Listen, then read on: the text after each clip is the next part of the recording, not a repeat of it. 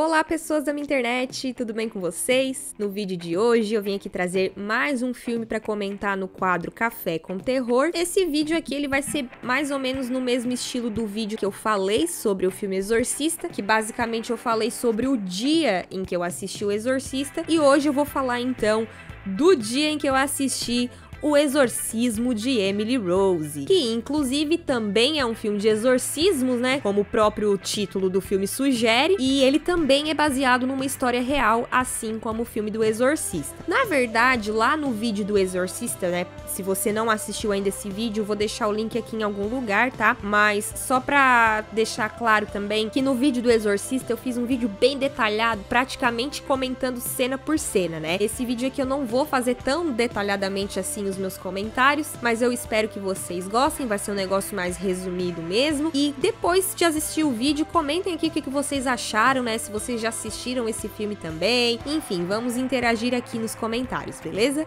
Então, bora pro vídeo.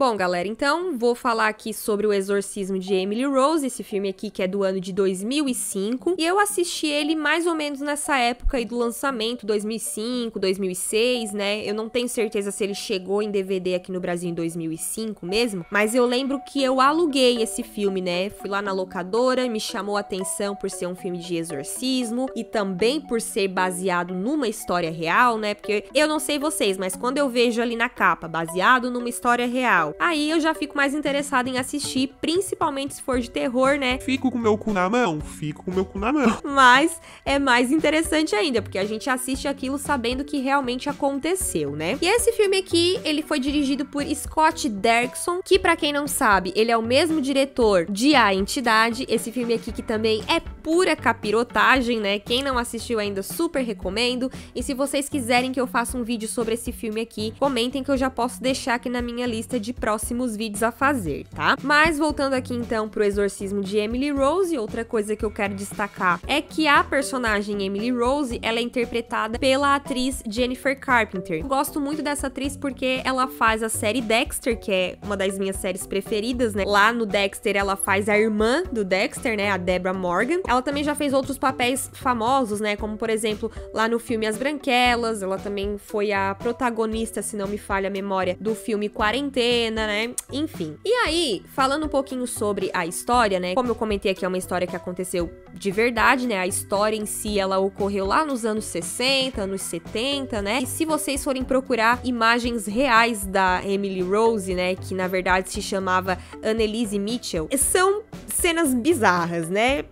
O filme, ele dá um pouquinho de medo se você assistir de noite com a luz apagada, né? Porque tem umas cenas, assim, bem bizarras ali quando ela tá possuída pelo capiroto, né? Possuída pelo ritmo ragatanga, ou supostamente, né? Porque na verdade nunca se soube se ela realmente estava possuída ou se ela tinha de fato uma doença, porque foi alegado ali que ela era esquizofrênica, e foi por isso que o padre que fez o exorcismo dela acabou se dando mal, digamos assim, né? Então esse filme, ele na verdade, ele é um filme mais de tribunal do que um filme de exorcismo propriamente dito, né? Ele se passa todo no tribunal, e aí quando o padre tá lá dando o depoimento dele, né, outras pessoas estão ali dando depoimento, então o filme vai nos trazendo cenas dos acontecimentos, né, da Emily Rose, mas tudo narrado, digamos assim, pelas pessoas que estão ali dando esses depoimentos, né? Então o filme, ele já começa mostrando a Emily Rose possuída pelo ritmo ragatanga, né? E logo em seguida a gente vê que ela, infelizmente, não sobreviveu, né? Ela acaba morrendo. E aí, esse padre que tava fazendo o exorcismo, ele é acusado pela morte da Emily Rose, né? Então, ele é preso, e aí o pessoal lá da igreja consegue um advogado pra ele, né? Na verdade, uma advogada. Essa advogada, inclusive, ela não era católica, ela não acreditava em Deus, nem no diabo, nem nada disso, mas ela estava ali para cumprir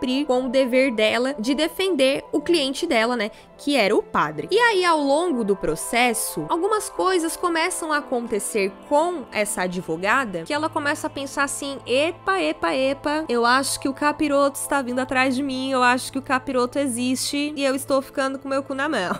Mais ou menos isso. E por conta dessas coisas que começam a acontecer com ela, né? Ela começa então a realmente acreditar um pouco mais nas palavras do padre, porque até então ela tava só defendendo ele porque era o trabalho dela. Mas diante de alguns acontecimentos, ela começa a ter uma outra visão do caso, né? Então ela começa a procurar algumas pessoas pra depor a favor do padre. Uma dessas pessoas que ela encontra pra depor é uma especialista, né? Uma estudiosa que estuda exorcismos, possessões demoníacas, aquela coisa toda. Ela também consegue fazer com que um outro padre, que na verdade ele era ex-padre, né? Ele ia lá depor, mas acaba acontecendo uma tragédia com ele. E ele, inclusive, estava lá no dia do exorcismo. Ele era uma testemunha ocular. Só que, como falei, acaba acontecendo uma tragédia, então ele não pode ir lá testemunhar, né? E aí, fora isso, de testemunha também tem um colega lá da Emily Rose, que também estava presente ali no momento do exorcismo. Ele conheceu ela na faculdade, né? Eu não entendi, na verdade, se ele tinha algum relacionamento com ela, algum relacionamento amoroso, né? Se os dois estavam de paquerinha. E também tinha os pais ali da Emily Rose, obviamente, né? E do outro lado, né? O lado da acusação, quem estava acusando era o Estado, era o povo, digamos assim, né? A gente tem, então, um advogado super debochado, que a todo momento fica debochando da cara do padre, na cara dele mesmo, literalmente, né? Porque quando é alegado que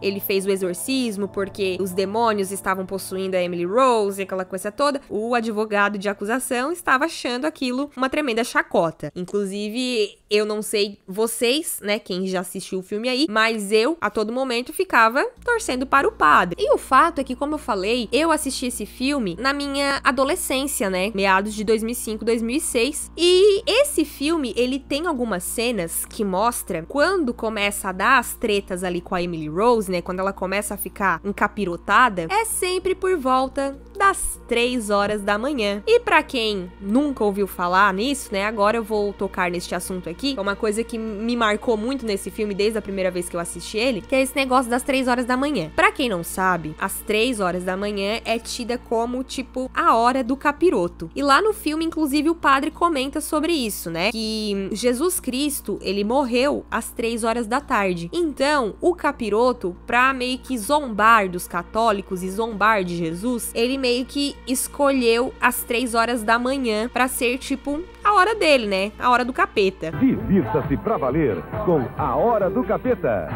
Gente, depois que eu vi esse filme, sempre que eu olhava pro relógio e era 3 horas, podia ser até 3 horas da tarde, eu já me cagava toda de medo. Então eu sempre fiquei com esse negócio das 3 horas na cabeça por conta desse filme. E aí, lembra que eu falei que a advogada, num primeiro momento, ela não acreditava muito nessa coisa toda, né? Porque ela não era religiosa, então ela só tava defendendo o padre porque era dever dela e tá tudo certo, né? Só que ela começa a acordar às 3 horas da manhã também, começa a ouvir barulhos estranhos na casa dela, e é por conta disso que ela então começa a acreditar um pouco mais nessa coisa toda sobrenatural do capiroto. E eu não sei vocês, mas eu acredito um pouco nessas coisas sim, e eu tenho muito medo quando eu olho pro relógio e é 3 horas da manhã. Aí você me pergunta, nossa, Michelle, mas você acorda 3 horas da manhã? Sim, eu acordo e vou dizer por quê. Eu tenho o hábito de assistir filmes antes de dormir. A gente tem uma televisão no quarto agora, mas até pouco tempo atrás a gente só tinha uma TV na sala, então eu sou acostumada a assistir TV na sala, não me acostumei a assistir mais TV no quarto. E aí o que acontece? Eu começo a ver um filme, às vezes eu coloco o filme já é muito tarde, e eu tenho meio que um ritual que assim, o meu dia ele só vale a pena se eu assisto um filme antes de dormir. Então às vezes é meia-noite já, e eu tô lá, botando um filme pra assistir, mesmo que no outro dia eu tenha que acordar às 7 horas da manhã. E aí o que acontece? Eu acabo dormindo na sala, né, enquanto tá rolando o filme, durmo ali no sofá, só que como eu estou dormindo no sofá, não tô assim no conforto da minha cama, então uma hora ou outra eu vou acordar de madrugada. E muitas das vezes eu acordo, dou aquela espreguiçada, pego meu celular pra ver que horas são e dou de cara com o quê? Com 3 horas da manhã na minha fuça, na minha cara. E isso é muito bizarro, gente, ainda mais depois que a gente sabe dessas crenças loucas aí do negócio das 3 horas da manhã, né? E se 3 horas em ponto já é um horário sinistro, imagina acordar 3 3h33. Provavelmente tem a ver com o capeta também, tudo bom?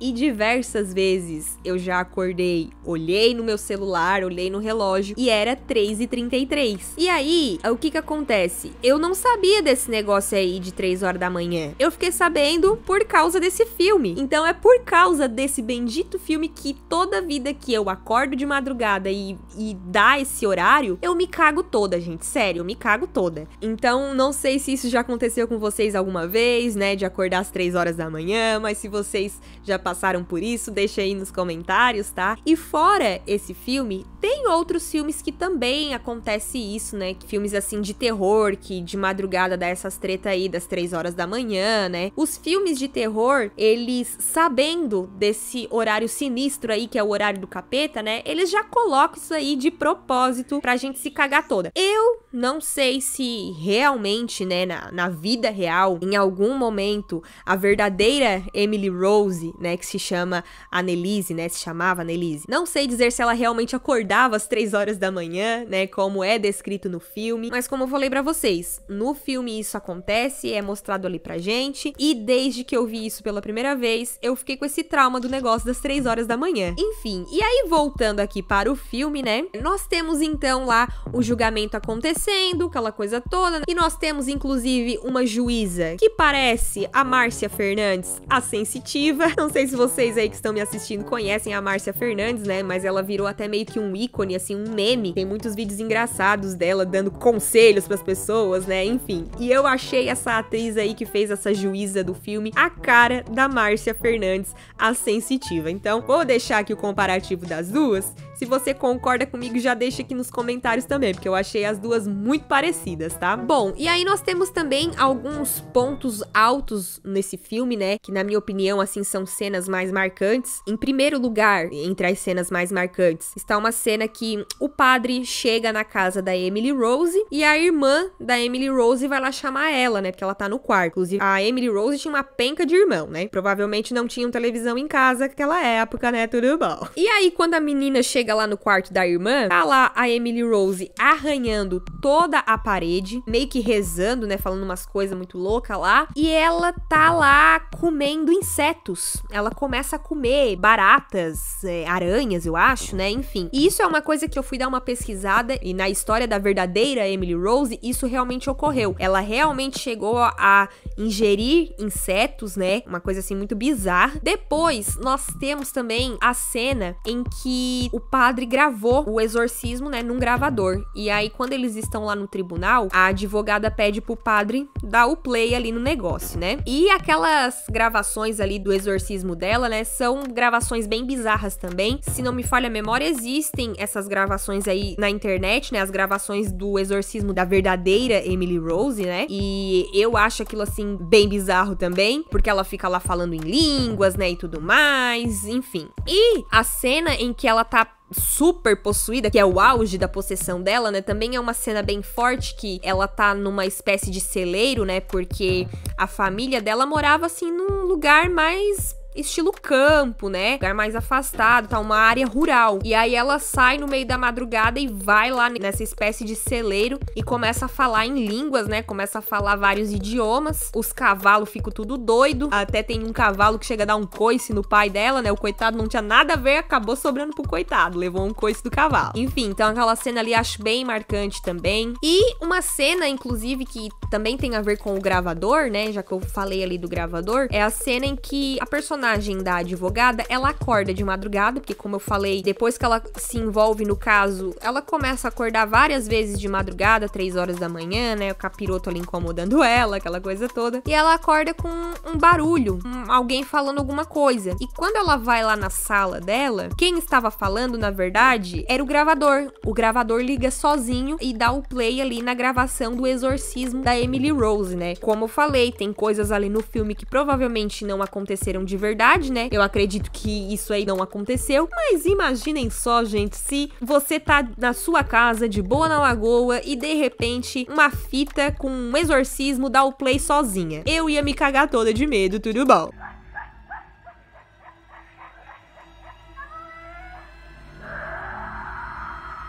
E aí, gente, esse gravador, quem entregou pra ela foi um outro padre, que como eu falei, ele era padre, mas ele já não tava mais atuando, porém ele era psiquiatra, e aí ele tava presente no dia do exorcismo. Então, como ele tinha esse gravador, ele acabou dando pra advogada pra ela usar lá no tribunal a favor do padre que estava sendo julgado, né? E ele falou também que ia participar do julgamento, que ia depor a favor. Só que, depois que ele falou aquilo, o capiroto começou a ir atrás dele também, né? Tipo assim, você quer ir lá depor?